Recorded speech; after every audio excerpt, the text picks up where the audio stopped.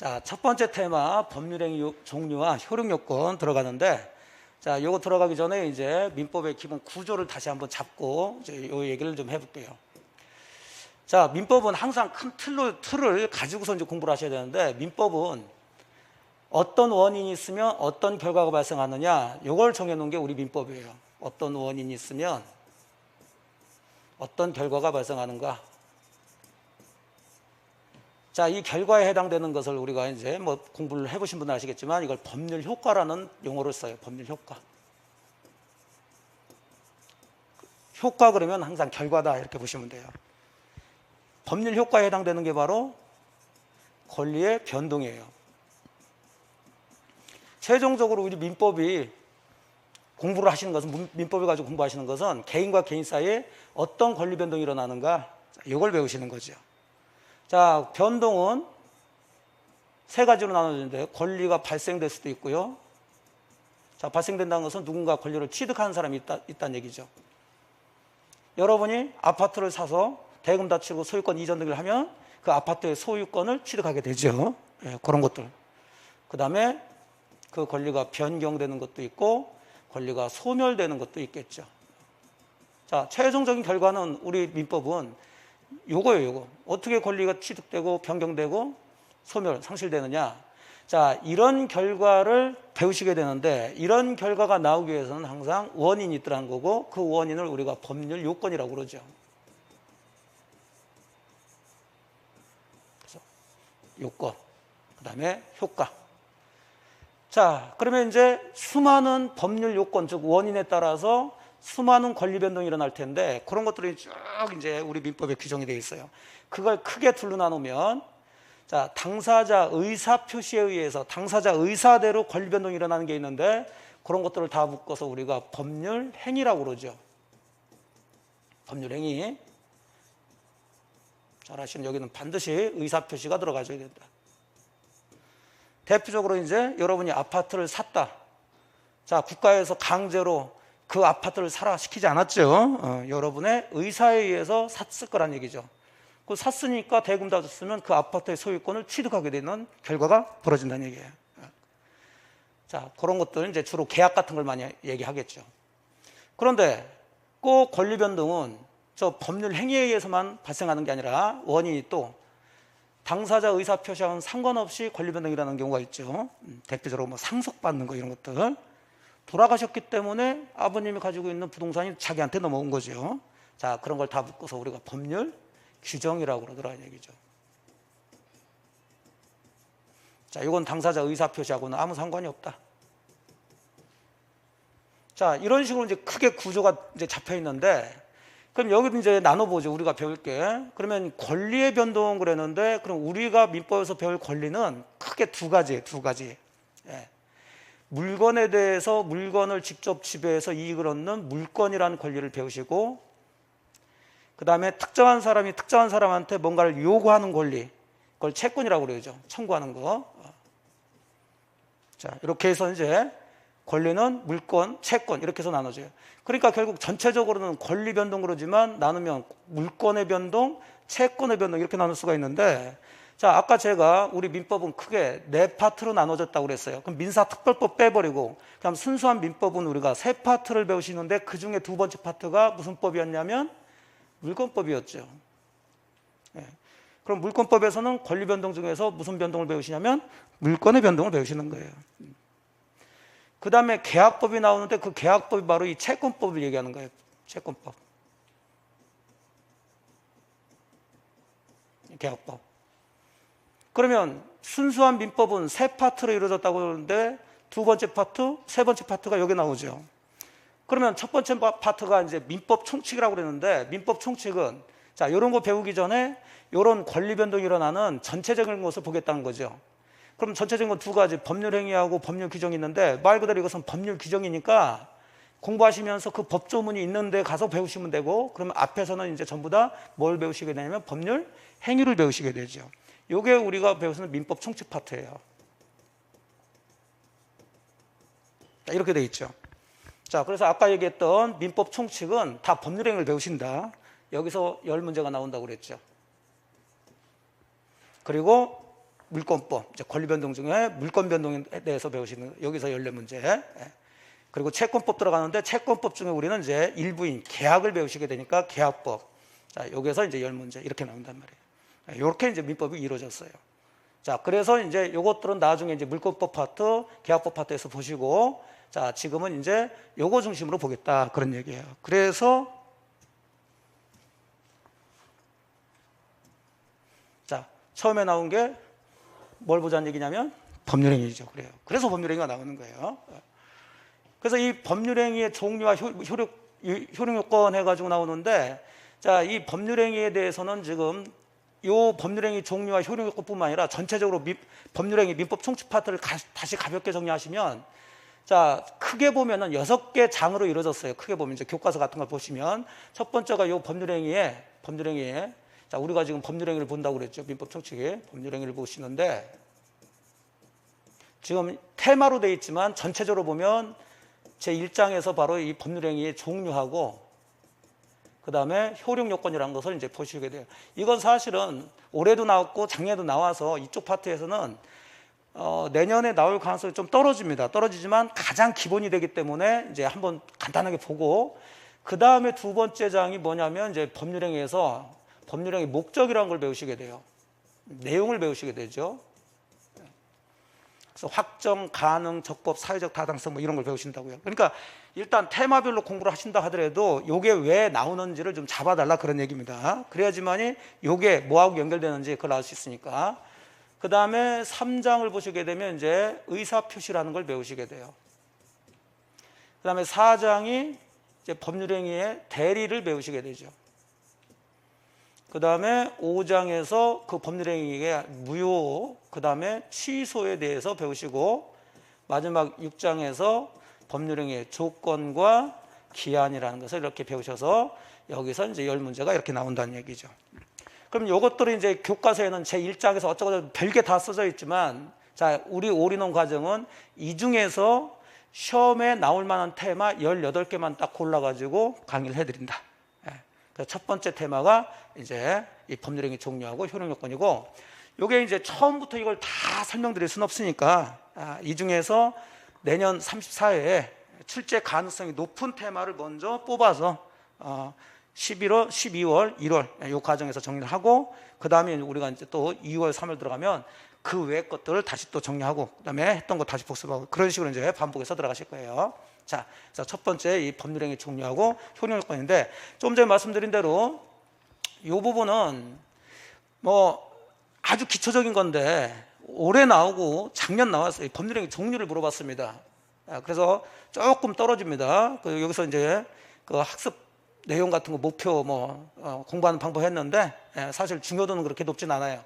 하지만 이제 기초적인 거니까 간단히 보시고 들어가자. 자, 법률행위 종류는 일단 의사표시 개수에 따라서 의사표시 한 개만으로 이루어지는 것을 우리가 단독행위라고 그러고요. 자, 두 개의 의사표시 합치에 의해서 이루어지는 것을 계약이라고 그러죠. 그래서 의사표시 개수에 따라서 단독행위하고 계약으로 나눠지는데, 주로 이제 시험 문제는 이 단독행위를 이쪽에서는 물어보죠. 올해도 그랬고 작년도 그랬고. 자, 이 단독행위는 둘로 나눠서 상대방 있는 단독행위와 그럼 상대방 없는 단독행위가 있는데, 자, 요건 올해 작년에 계속 연속해서 나왔기 때문에 가볍게만 좀 보면서, 그다음 우리가 이제 앞으로 법률행위를 쭉 배우시게 되면 단독행위 쭉 배우십니다. 그래서 뭐 동의라든지 상계는 퉁친다는 거 아시죠? 철회, 취소, 추인, 채무 면제, 해지, 대리권 수용, 뭐 기한이익 포기, 취득 시효의 포기, 뭐 이런 것들이 전부 다 상대방 있는 단독행위인데, 빨리빨리 잡기 위해서는 동상, 치읓자 들어간 것들, 그러면서 그리고 있죠. 뭐 이런 것들이 대표적으로 상대방 있는 단독행위다. 자, 이런 것들은 이제 나중에 또 우리가 배울 수 있게 돼요. 자, 주로 이제 여기서 보신 것처럼 올해하고 작년에 정답이 됐던 게 이제 상대방 없는 단독행위인데, 이것들은 거의 잘 우리가 배우지 않는 단독행위들입니다. 그래서 세 가지만 상대방 없는 단독행위로 기억하시고 넘어가시면 되는데, 유증, 유언하는 거, 유증은 유언으로 자기 재산을 공짜로 쓰는 것을 유증이라고 합니다. 그 상대방 없어요. 유언은 상대방이 없는 거고, 작년에 정답은 이제 재단법인 설립행위가 이제 또 정답으로 돼서 상대방 없는 단독행위로 나왔죠. 두 가지는 이제 올해하고 작년 나왔으니까, 자, 요거 좀 기억하자. 소유권 포기하는 거. 여러분들이 부동산 토지 소유권 가지고 있는데 그 소유권 나 포기하겠다. 그럼 혼자 하면 되는 거죠. 누구한테 가서 할 여유가 없어요. 상대방 있을 이유가 없습니다. 상대방 없는 단독행위. 소유권 포기 보시고, 상대방 있는 단독행위는 우리가 앞쪽에 이제 앞으로 배울 게 많아요. 이제 제가 다 설명할 거니까 보시고. 자, 그 다음에 계약은 뭐 저희 할 얘기가 없죠. 두 개 의사표시. 청약과 승낙. 자, 제가 여러분한테 제 아파트를 5억에 사세요라는 의사표시, 이런 걸 뭐라 한다? 청약. 그렇다고 해서 매매 계약이 성립된 건 아니죠. 여러분이 그 아파트를 알았어, 5억에 내가 살게라는 여러분의 또 의사표시가 있어야 되겠고, 그걸 우리가 뭐라냐면 승낙. 그래서 청약이라는 의사표시하고 승낙이라는 의사표시, 두 개의 의사표시가 딱 맞아 떨어지면 계약이라는 건 성립이 된다. 자, 됐고요. 그 다음에 이제 2번을 조금 주의해서 보시는데, 자, 우리 법률행위를 또 의무부담행위하고 처분행위로 나눠지는데, 자, 이것은 이제 사례 형태로 들어가시면 돼요. 여러분하고 제가, 자, 제 아파트나 건물에 대해서 11월 1일, 자, 5억의 매매 계약을 맺었어요. 그럼 이 매매 계약은 좀 전에 보신 것처럼 어쨌든 법률행위의 일종이죠. 자, 이 법률행위인데 이게 의무부담행위냐 처분행위냐 그 얘기인데, 자, 매매 계약을 했다고 해서 저의 아파트 소유권이 당장 여러분한테 소유권 넘어가진 않죠. 매매를 했다는 것은 약속을 했을 뿐이죠. 그래서 이행기를 잡아서 예를 들어서 12월 20일 날 여러분은 대금, 잔금 치르고 저는 소유권 이전해 주기로 약속을 한 거죠. 약속.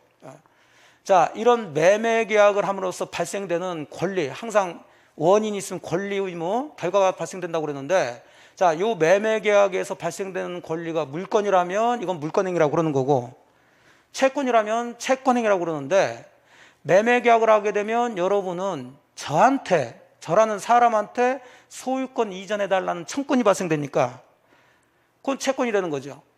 저도 그러면 여러분한테 그 5억이란 대금을 달라는 청권이 발생되는 거니까 채권이 되는 거예요. 그래서 이 매매 계약을 함으로써 발생되는 권리는 물건이 아니라 채권이라서 이걸 채권행위라고 그래요. 다른 말로 하면, 자, 채권행위를 다른 말로 하게 되면 채권은 반대로 이제 의무가 있겠죠. 저는 여러분한테 대금을 달라고 청구할 수 있는 채권이 발생됐지만 여러분하고 매매 계약을 해서, 반대로 여러분은 저한테 5억이라는 대금을 줘야 될 의무가 발생하는 거죠. 저도 12월 20일 날 여러분한테 소유권 이전해 줄 의무가 발생해요. 그래서 이런 행위를 다른 말로 지금 뭐라 한다면 의무 부담 행위라고 그래요. 자, 어느 정도 공부를 하셨던 분들이라고 믿고 이 정도는 이제 잡고 들어가십니다. 그러니까 이거 의무 부담 행위는 다른 말로 채권 행위인데, 이건 약속만 하는 거니까 이 행위할 때는 반드시 부동산에 대해서 처분 권한이 있을 필요는 없다는 얘기죠. 그래서 남의 부동산에 대해서 매매 계약을 해도 이 매매 계약은 유효한 얘기입니다. 즉 의무 부담 행위는 처분권이 없어도 그건 유효가 돼요. 근데 매매 계약을 했지만은 이제 12월 20일 날은 약속을 지켜야 되겠죠. 그러면 12월 20일 날 다시 여러분은 5억이라는 대금을 줄 거고 저는 소유권 이전을 해주는 행위를 또 할 거란 말이에요. 등기소를 주면서. 그럼 소유권 이전해주는 행위란 걸 하나가 또 들어가게 되는데, 이 행위가 바로 처분행위라는 거예요.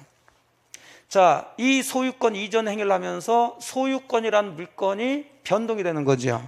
그래서 이것을 다른 말로는 말 그대로 물건 행위라고 해요. 물건. 요건 채권이 발생하니까 채권행위, 요건 물건 변동이 일어나니까 물건행위. 아까 민법 구조 권리 변동에서 권리는 물건과 채권으로 나눠진다고 그랬으니까요. 그 구조를 가지고 쭉 빠져나가시는 거예요. 자, 이 물건행위를 다른 말로 지금 우리가 얘기하는 처분행위라는 거죠. 그러니까 11월 1일 날 저하고 여러분이 매매 계약을 했을 때 제 부동산 팔아도 되지만 남의 부동산 팔아도 된다는 얘기예요. 하지만 12월 20일 날 제가 그 부동산을 여러분한테 약속을 지키느라고 소유권 이전하고 할 때는, 자, 처분행위 할 때는 말 그대로 이건 처분행위니까 그 남의 부동산 팔았다 하더라도 이 사이에 제가 반드시 그 부동산 소유권을 취득해서 소유권 넘겨줘야 된다고요. 그래서 이 처분행위 할 때는 반드시 처분 권한이 있어야 된다. 처분 권한이 없이 처분행위, 물건행위를 하게 되면 그 물건행위는 무효가 되어버린다는 얘기죠. 그래서 법률행위를 또 의무 부담 행위하고 처분 행위 둘로 나눠진다는 거 좀 구별을 하시고. 자, 그래서 의무 부담 행위는 언제나 약속만 한 거니까 약속을 지키는 이행의 문제가 생기고요. 그걸 다른 말로는 채권 행위로도 한다. 뭐 매매 계약이라든지 교환 계약이라든지 임대차 같은 것들이 다 의무 부담 행위에 해당되고. 자, 의무 부담 행위는 처분권이 없는 무권리자도 의무 부담 행위는 할 수 있어요. 자, 그래서 요게 이제 포인트가 되죠. 타인 물건 매매도 유효하다. 가끔 문제 지문에 좀 나오죠. 그래서 매매는 타인의 부동산도 매매 대상이 될 수 있다 해야지. 남의 부동산 매매는 안 된다. 그렇게 하시면 안 된다고 그랬죠. 자, 그런데 처분행위는 말 그대로 물권행위란 말이에요. 물권행위. 실질적으로 물권이라는 권리를 변동시키는 행위를 물권행위라고 그러죠. 소유권, 물권 대표적인 거, 제한 물권, 물권이죠. 또는 이제 준물권행위라고 해서, 자, 물권은 아니지만 채권이라는 권리를 직접적으로 넘겨버리는 거, 이런 것들도 이제 준물권행위로 처분행위로 하는데 잘 나오진 않습니다. 이쪽은 너무 신경 쓰지 마시고. 채권행위, 물권행위 이렇게 나누시고, 어차피 우리는 권리를 배우시는데 권리는 채권과 물권으로 나눠서 공부하신다고 그랬으니까 채권행위를 다른 말로 의무부담행위를 한다. 물권행위는 처분행위를 한다. 이렇게 딱 잡으시고요. 그럼 당연히 이건 처분행위니까 처분권 있는 자만 해야 돼요. 처분권 없는 자의 처분행위는 당연히 무효입니다. 자, 그래서 법률행위 둘로 또 나누는 거 보시고, 그 다음에 출연행위, 비출연행위는 크게 볼 건 없습니다. 그래서 이제 두 가지로 크게 나눠서 의사표시 개수에 따라서 한 개만 있는 것을 단독행위, 청약과 승낙의 두 개 의사표시가 합치된 것을 계약, 이렇게 둘로 나누고, 또 두 번째 의무부담행위, 채권행위를 의무부담행위, 물권행위를 처분행위로 또 나눌 수 있다. 이렇게 나누시고, 나머지는 뭐 큰 문제는 없어요.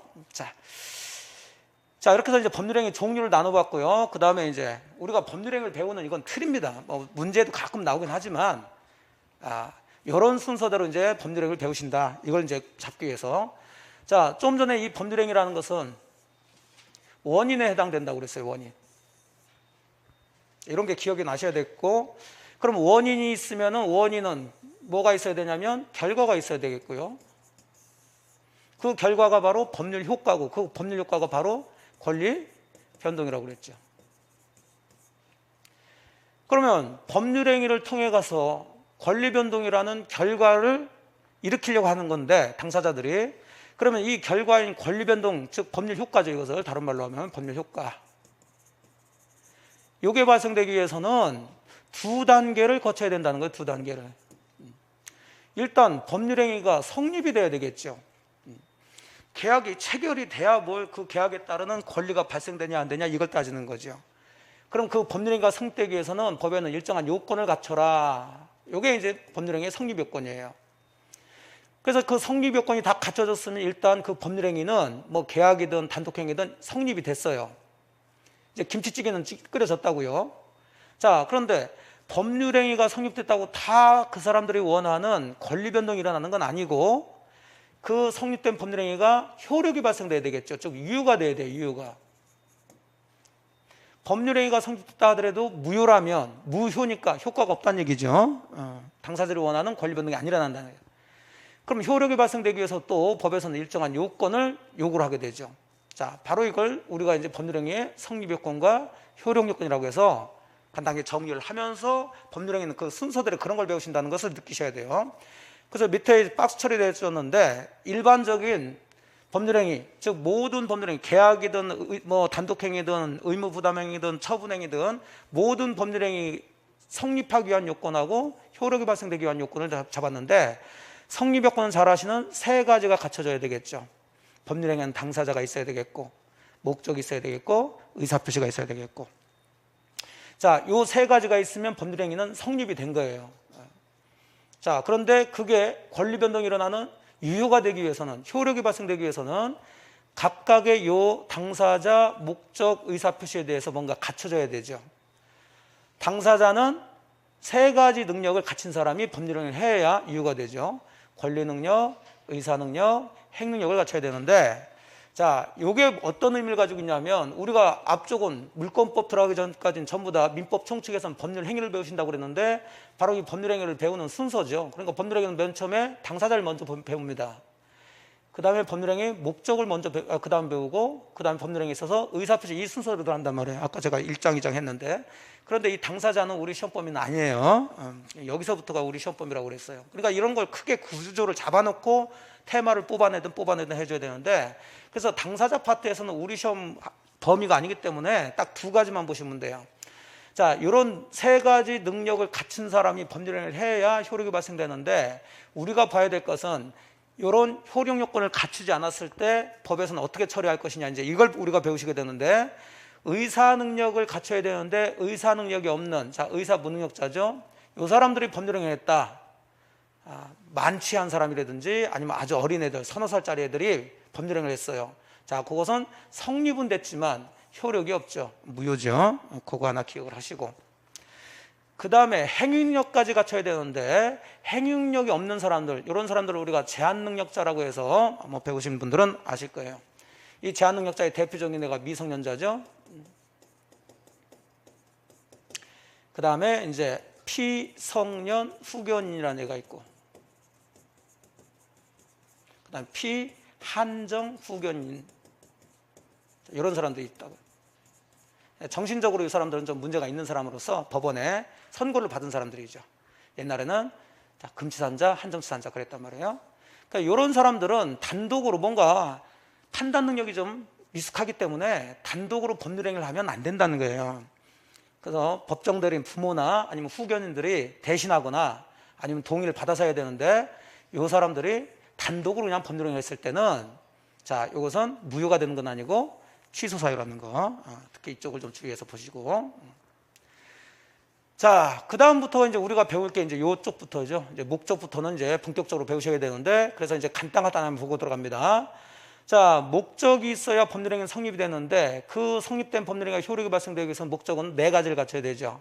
확정할 수 있어야 되고, 실현이 가능해야 되고, 적법해야 되고, 사회적 타당성이 있어야 된다. 자, 여기서 이제 우리가 문제되는 것들 테마로 해서 이제 뽑아내시면 돼요, 이제. 자, 그 다음에 의사표시는 두 가지를 갖춰야 되죠. 의사와 표시가 일치해야 되고, 의사표시 하자가 없어야 돼요. 그럼 여기서 보신 것처럼 목적이나 의사표시 파트에서는 이런 걸 다 갖췄을 때는 당연히 유효니까, 우리가 공부할 것은 이런 걸 갖추지 않았을 때 그럼 어떻게 처리할 것이냐, 이제 이런 걸 배우시고. 자, 갖추지 않았을 때는 이미 나왔어요. 무효 아니면 뭘로 끝나게 되냐면 취소 사유로 끝나게 되죠. 그래서 이제 이 중에서 어떤 게 무효가 되고 어떤 게 취소 사유가 되는지 그런 걸 쭉 우리가 이제 살펴봐야 되겠죠. 자, 요게 이제 일반적인 효력 요건인데, 주로 이쪽에서 시험 문제 나오거나 다른 데서 시험 문제 나오면 성립 요건 가지고는 안 내요. 효력 요건 가지고 주로 문제를 냅니다. 효력 발생되냐 안 되냐 이런 거 가지고.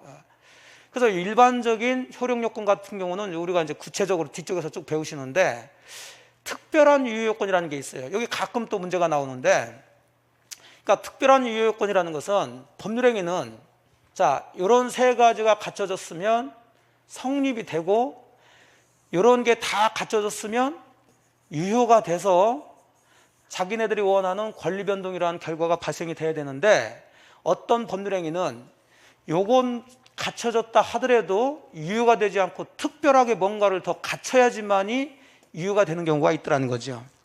그런 것들을 우리가 특별 유효 요건이라고 그래요. 특별하게 갖춰야 될 효력 요건이다.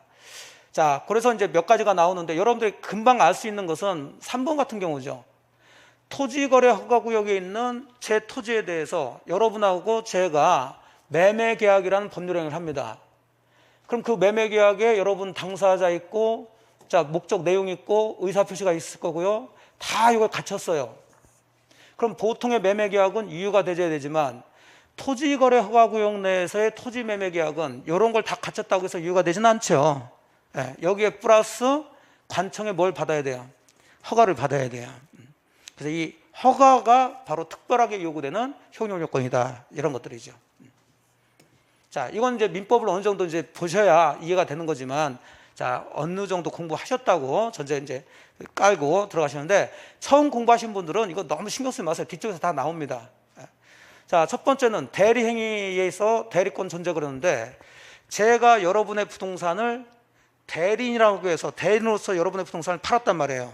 그걸 우리가 대리에서 배우시는데, 자, 그러면 제가 여러분의 부동산을 대리인으로서, 여러분의 대리인으로서 팔았는데 그 대리 행위, 즉 판 행위가 유효가 되기 위해서는 정상적으로 여러분이 저한테 대리권을 줬어야 되죠. 예. 근데 보니까는 제가 여러분의 대리인이라고 해서 여러분 부동산을 팔았는데 보니까는 여러분 저한테 대리권 준 바가 없다. 그럼 당연히 제가 판 매매 계약은 아무리 이런 것들을 제가 다 갖췄다 하더라도 무효가 되겠죠. 그래서 대리권이 거기는 특별하게 있어야지만이 그 매매 계약이 유효가 된다. 그런 거고요. 자, 2번은 조금 어려울 수가 있어요. 나중에 조건 계약에서 나오니까 그때 다시 말씀드리기로 하고요. 3번은 뭐 좀 전에 말씀드렸죠. 자, 이쪽에서 조금 많이 자주 물어보는 게 이거예요.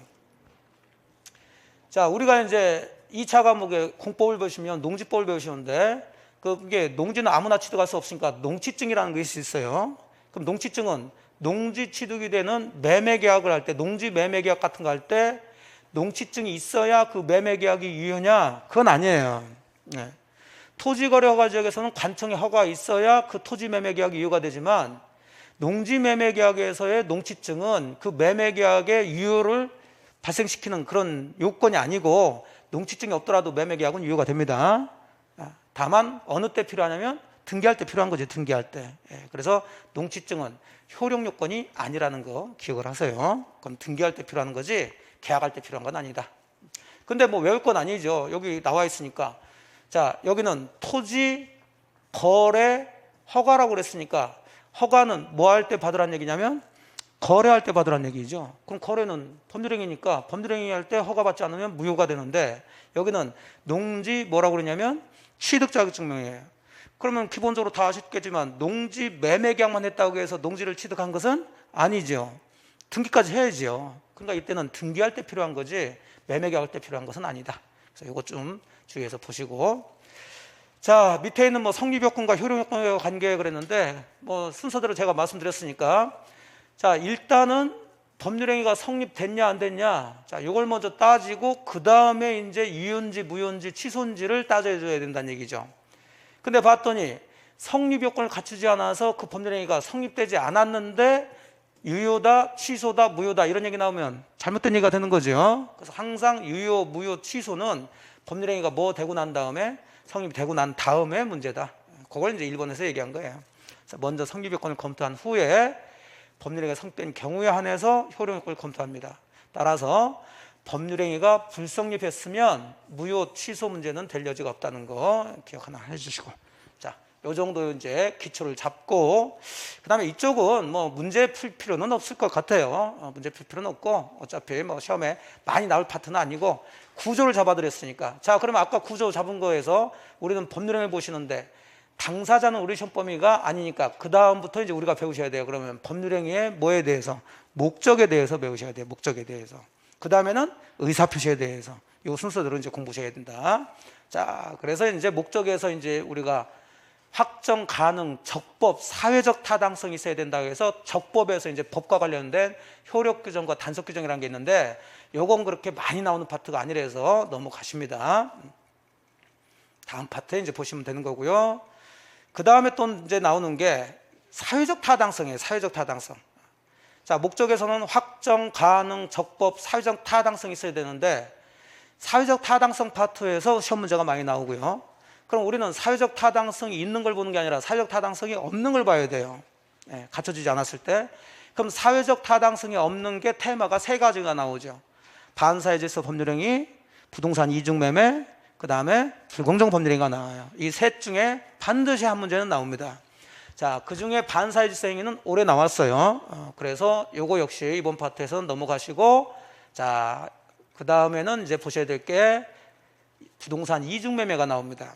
그래서 부동산 이중매매를 잠깐 쉬었다가 이제 2번째 테마로 해가지고 좀 정리를 좀 하도록 하겠어요. 네. 자, 부동산 이중매매 좀 쉬도록 하세요. 네.